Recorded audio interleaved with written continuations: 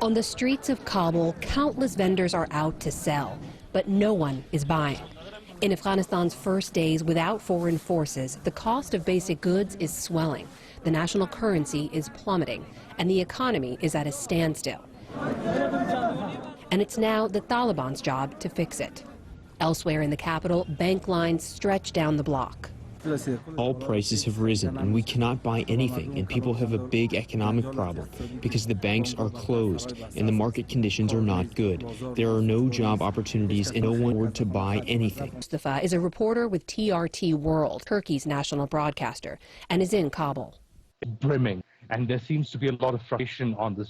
Move around, one set up checkpoints, they do affect the vehicle and so on and so forth, but he said that already were freedoms, even if the Tanzil more lenient.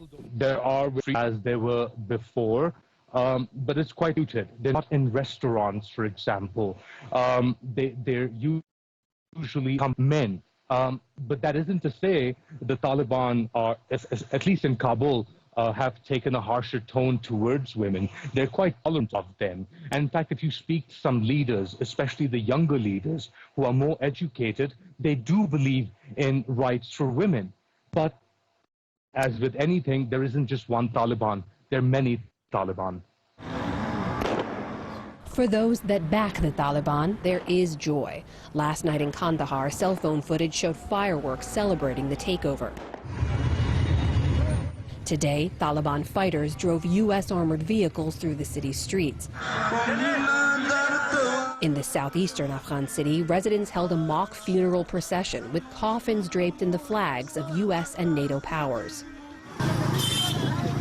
In the only remaining province challenging the takeover, a senior Taliban leader said today they had surrounded Afghan resistance fighters. But the Taliban now have a country to run. This week, spokesperson Zabihullah Mujahid said they're working to restore normalcy and to establish a new government. Firstly, one of the most important services is security, that people are provided with good security, and the rule of law is established.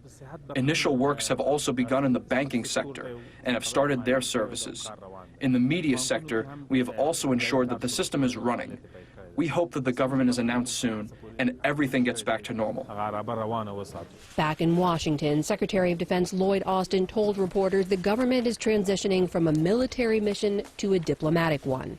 Now the war is over, and we're entering a new chapter, one where our diplomats and our interagency partners take the lead.